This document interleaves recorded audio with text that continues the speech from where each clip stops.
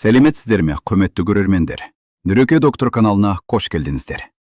Көктем келген кезде көп адамдар бір нәрсені байқайды, бірақ оған мән бермейді. Таңертең оянғанда бұрынғыдай жеңіл тұрмайды. Дене ауыр сияқты болады. Кейде бас айналады. Кейде ештеңе істемесең де шаршап қаласың. Көп адам оны ауа райымен байланыстырады. Көктем ғой дейді, әлсіздік болады дейді. Бірақ шын мәнінде бұл жай ғана маусымдық өзгеріс емес. Бұл ағзаның белгісі. Ағза сізге айтып жатыр, маған көмектес деп. Әсіресе 60-тан кейін бұл белгілерге мән беру өте маңызды. Өйткені жасы ұлғайған сайын ағза бұрынғыдай өзін-өзі тез қалпына келтіре алмайды. Жастар бір күн дұрыс тамақтанбаса да денесі кешіреді, ал 60-тан кейін ағза кешірмейді. Сол үшін көктем жай ғана гүлдейтін уақыт емес. Бұл ағзаны қайта іске қосатын кезең. Егер осы кезеңде дұрыс тамақтанбасаңыз, жаз бойы әлсіз жүресіз. Ал егер дұрыс бастасаңыз, керісінше өзіңізді жеңіл, сергек сезінесіз. Көп адамдар бір қателік жасайды. Олар көктемде аз жеу керек деп ойлайды, немесе тек жеміс жеу керек деп ойлайды. Бұл қате. Ағзаға тек жеңіл тамақ емес, дұрыс, теңгерімді тамақ керек. Енді ең маңызды сұрақ. Көктемде 60-тан кейін нақты не жеу керек? Бірінші кезекте сіз түсінуіңіз керек нәрсе бар. Көктемде ағзада 3 мәселе болады. Біріншісі дәрумен жетіспеушілігі, екіншісі қан айналымының баяулауы, үшіншісі ас қорытудың әлсіреуі. Егер осы 3 мәселені шешсеңіз, сіздің жағдайыңыз бірден жақсарады. Енді бірінші мәселе дәрумен жетіспеушілігі. Қыста біз көбінесе бірдей тамақ жейміз. Ет, ұн, ауыр тағамдар. Жаңа көкөністер аз болады, жемістер де шектеулі. Соның салдарынан ағзада дәрумен азаяды. Ал көктемде бұл бірден білінеді. Сол үшін бірінші міндет ағзаны тірілту. Мұнда ең бірінші көмекке келетін көк шөптер. Көп адамдар көк шөпті тек безендіру үшін қолданады. Тамақтың үстіне себет те қояды. Бірақ бұл үлкен қателік. Көк шөп бұл толыққанды дәрі сияқты өнім. Мысалы, аскөк. Аскөк қан айналымын жақсартады. Ас қорытуды жеңілдетеді. Ақжелкен бүйрекке пайдалы, ісінуді азайтады. Көк пияз иммунитетті көтереді. Егер сіз күн сайын аз мөлшерде болса да көк шөп жесеңіз, бір аптадан кейін айырмашылықты сезесіз. Бірақ маңызды нәрсе бар. Оны тұрақты түрде жеу керек. Бір рет жеп, кейін ұмытып кетсеңіз, нәтиже болмайды. Енді екінші маңызды бағыт – ішек. Көп адамдар денсаулық дегенде тек жүректі ойлайды, немесе қысымды ойлайды. Бірақ бәрінің негізі ішек. Егер ішек дұрыс жұмыс істемесе, ағзаға пайдалы заттар сіңбейді.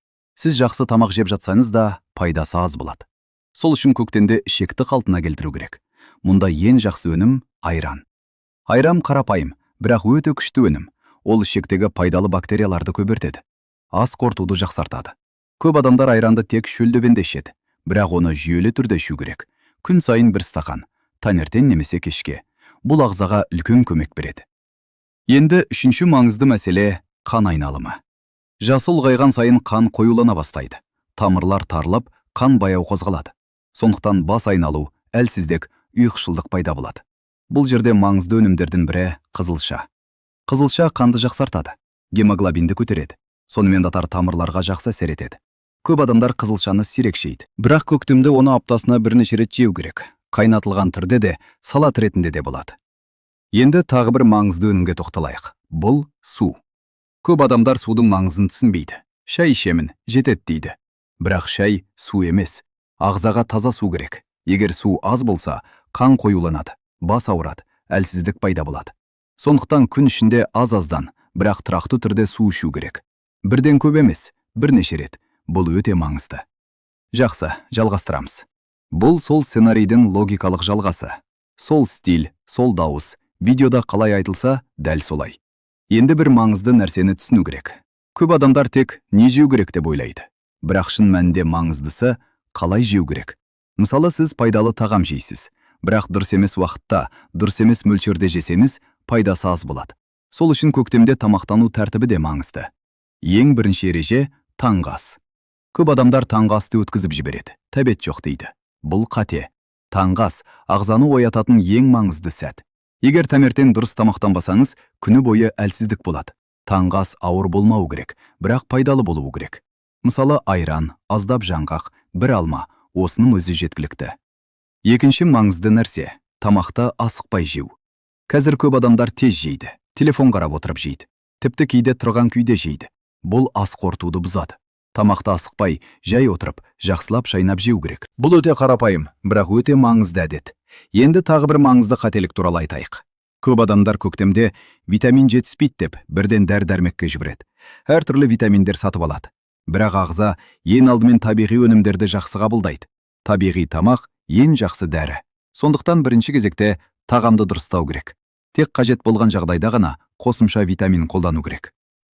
Енді бір қызық нәрсеге назар аударайық. Көп адамдар көктемде тәттіге қатты құмар болады. Шоколад, кәмпит, тәтті шай. Бұл кездейсоқ емес. Ағза энергия сұрайды. Бірақ адамдар қант арқылы оны жабуға тырысады. Ал қант уақытша ғана әсер береді. 1-2 сағаттан кейін қайтадан әлсіздік пайда болады. Сондықтан тәттінің орнына табиғи өнімдерді қолдану керек. Мысалы, құрма. Құрма табиғи тәтті. Ол энергия береді, бірақ ағзаға зиян келтірмейді. Бірақ оны да көп жеуге болмайды. Азынан жерде.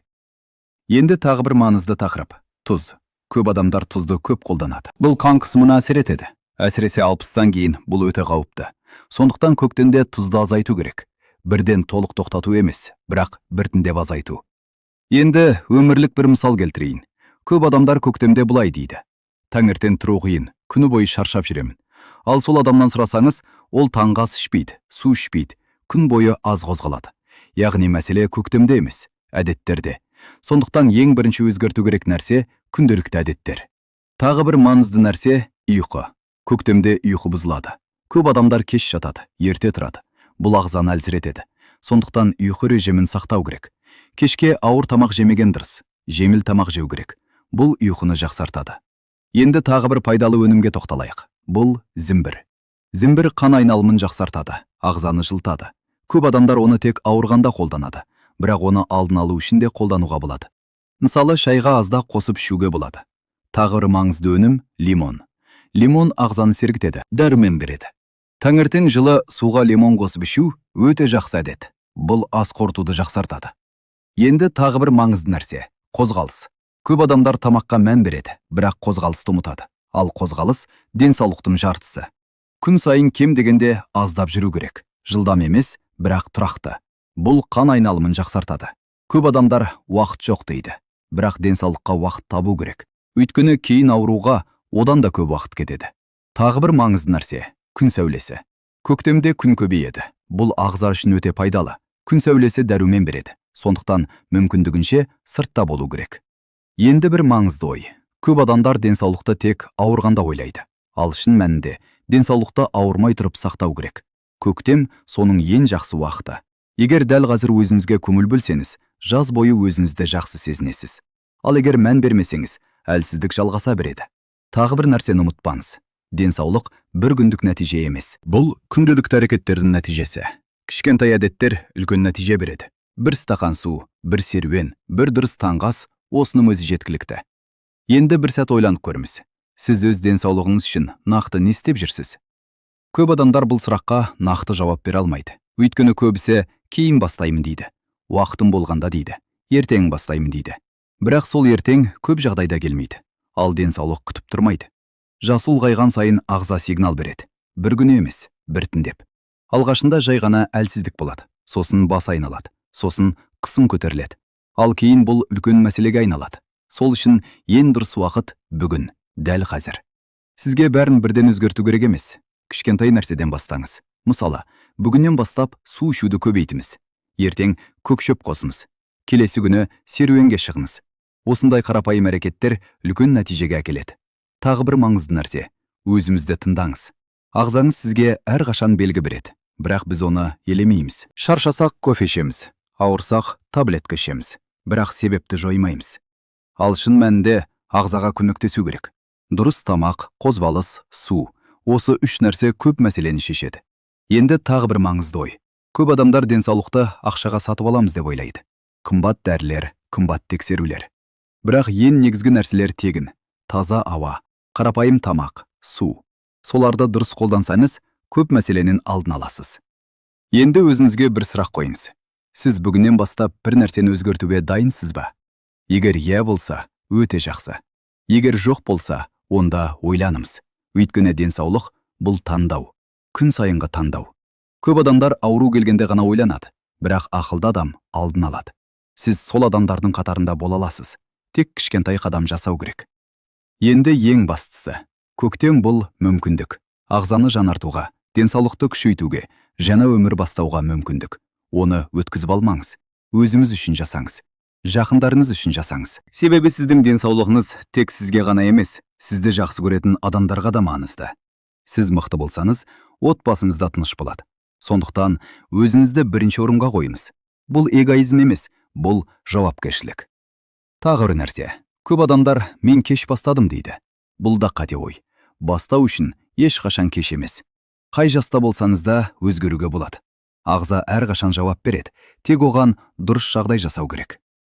Енді қысқаша қайталап өтейік. Көктемде міндетті түрде көк шөптер жеу керек, айран ішу керек, сәбіз, алма, балық қосу керек, су ішу керек, қозғалу керек, және ең бастысы тұрақтылық. Бір күн емес, күн сайын, сонда ғана нәтиже болады. Егер сіз осы қарапайым кеңестерді қолдансаңыз, бірнеше аптадан кейін өзіңізді басқаша сезінесіз. Жеңілдік пайда болады, күш пайда болады, көңіл-күй жақсарады. Бұл нақты нәтиже. Соңында бір нәрсе айтқым келеді. Көп адамдар денсаулықтың қадірін жоғалтқанда ғана түсінеді. Ал сіз оны жоғалтпай тұрып бағалаңыз. Өзіңізге күтім жасаңыз. Бұл ең дұрыс шешім. Егер бұл ақпарат сізге пайдалы болса, міндетті түрде жақындарыңызбен бөлісіңіз. Мүмкін дәл осы ақпарат біреуге көмектеседі. Ал егер сіз осындай пайдалы ақпаратты көбірек көргіңіз келсе, арнаға жазылып қолдау көрсетіңіз. Біз бірге денсаулықты сақтай аламыз. Сіз жалғыз емессіз. Ең бастысы бастау. Бүгіннен бастаңыз.